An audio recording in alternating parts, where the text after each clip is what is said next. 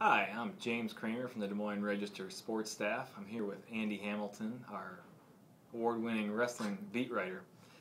We're here to talk about the weekend that was on the wrestling mat in the college level and at the high school level.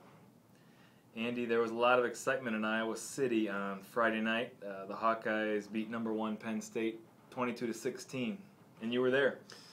Yeah, it was a tremendous atmosphere.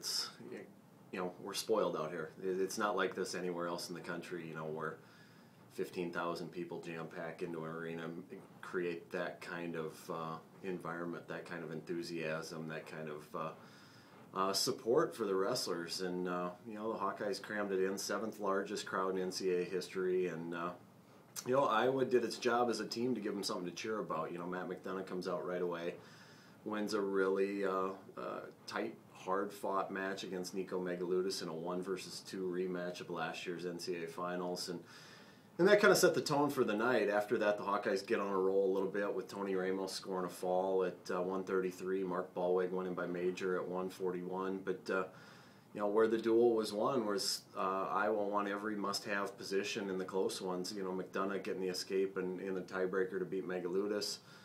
Derek St. John winning an unbelievable scramble at 157 to come back and score the go-ahead points in the closing seconds against number 5 Dylan Alton. And then, as good as St. John's scramble was, Mike Evans, goes ahead and tops that with one where, by all means, it looked like he was 99% taken down to give up the go-ahead points, and he comes up with a shoelace and ends up winning the scramble to beat Matt Brown, number 6. There, so the Hawkeyes win 6 of 10 and win the dual meet. Are your ears still ringing? I've grown accustomed to it. I've grown immune to that after all these years covering big dual meets over there. But it was certainly loud, and it was roaring when Ramos got the fall at 133. Now Sunday, Iowa State and Northern Iowa were on the mats. Tell us about what happened. Yeah, so the Cyclones and the Panthers both won on Friday night. Iowa State runs its winning streak to 5 with a victory against Arizona State, and Northern Iowa wipes out South Dakota State, winning the last 9 matches up there. And both teams came back on Sunday, and the Cyclones took on second-ranked Oklahoma State. The Cowboys won 25-9, won 7 of 10 matches. It was one of those duels where, from an Iowa State perspective, you look at it, and the Cyclones got to almost wrestle near perfect to be in the duel, to have a chance to win the duel against a team of that caliber, and they couldn't quite get it done. But it shows the progress that the Cyclones have made, because looking back to 2 months ago when they wrestled Iowa in Iowa City, it really wasn't a duel. It really wasn't Iowa State wins the one match and really wasn't competitive in a lot of those matches. But this go round against the Cowboys, it's Iowa State's second opportunity at a top 5 team, and they go out and win 3 matches. They were in a couple others that they really needed to win, but couldn't quite get it done. But the takeaway for Iowa State this weekend was the continued progress of Kyvan Gadsden, and he just continually moves up the ranks, and he scores a major decision win Friday night against number 7 Jake Meredith.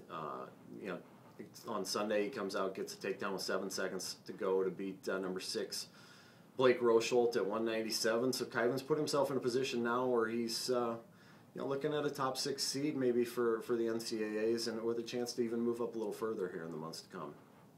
A good weekend for him. And how'd the Panthers end up doing? Yeah, so Northern Iowa on Sunday goes up to North Dakota State in a number 20 versus 25 matchup, and the Panthers won 6 out of 10 matches there. Major decisions from Joey Laser at 141, David Benet at 157, Ryan Loader at 184. Those 3 have kind of established themselves as the 3 leaders of that team at this point, and another good win for the Panthers.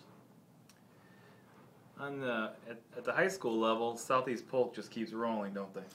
Yeah, and it's incredible. The top-ranked Rams go to the CIML meet and rack up 295.5 points, win by 136, and yet in talking to some people associated with that program, they were kind of a little bit disappointed with the way they wrestled, just because they'd lost a couple title matches that could have went the other way, and that's kind of the perfectionist attitude in that program right now that they're looking to max out on as many points as they can, and they felt like they left some on the table there. So that it speaks volumes of the strength of their team. The best race there was for second, where Valley edged Ankeny and Dowling.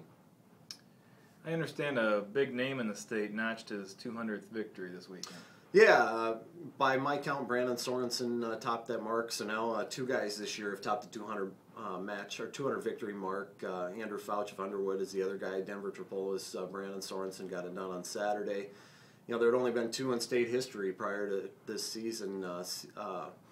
T.J. Seabolt, four-time state champ from Centerville, and Jack Hathaway from Iowa City West actually got his 200th last year. So that club continues to grow, and with the number of matches that kids are wrestling nowadays, and I think we're gonna see that club continue to grow as years to come. That's a lot of takedowns in 200 victories. I assume Jake Marlin and Sorensen got through their sectionals okay. Yeah, they breezed through it Saturday. They've taken care of step one of the postseason. On the postseason ladder to get into the four-timer club. Both guys were dominant on Saturday. That was one of not exactly breaking or front page news that those guys have continued to do that. That's what we've come to expect out of them over the course of the resume that they've built the last 3 years. But people have had their eyes on them. There'll be a lot of eyeballs on them when we get to the state meet here next week. But for right now, they've taken care of business. Megan Black was not so fortunate this weekend. Yeah, she made it to the sectional finals, and then she got pinned twice, so it was kind of an abrupt end to her quest for more individual glory. So it looks like, if we see her on the mat in Wells Fargo Arena, it'll only be in the state duels. But, kind of a tough year for Megan. She had started out the season ranked second at 106, and then, moved up to 113, had some injury issues there, and, she didn't quite get it done at the sectional level. Which teams looked strongest on Saturday in the sectionals? Well, the teams that have done it all year long: West Delaware, Davenport Assumption in 2A, Alburnett in 1A, continue to really flex their muscles. West Delaware advanced all 14 to the districts. Davenport Assumption had 13. I think West Delaware had 10 champs, and if I'm not mistaken, Alburnett got 12 through with 8 champs. Had a little bit of a slip-up. Connor Shalista, the top-ranked freshman at 132, lost for the first time in his career, but he still got through to the district meet, so we haven't seen the end of his season yet. Well, that about sums it up. Appreciate you joining us. He's Andy Hamilton. I'm James Kramer. We'll see you next time.